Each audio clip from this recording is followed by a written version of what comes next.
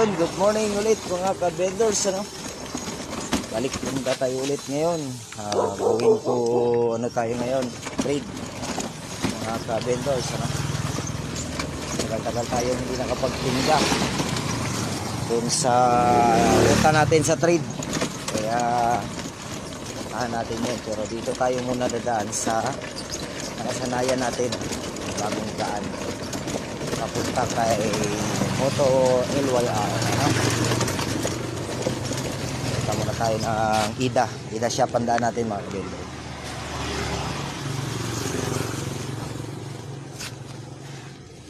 Yan, dito ang shortcut natin. Hindi natin masyadong makita yung daan mga kabendo, no? Kasi may payong-payong tayo, mainit. Kailangan natin ang payong-payong kasi mainit yung panahon. Hindi init, araw. Dadala na tayo ng payong lagi para maingatan natin ang ating sarili.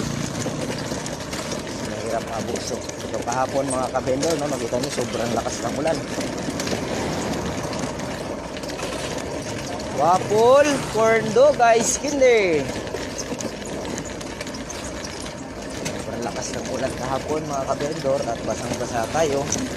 Pero ganoon pa man, salamat sa ating Panginoon at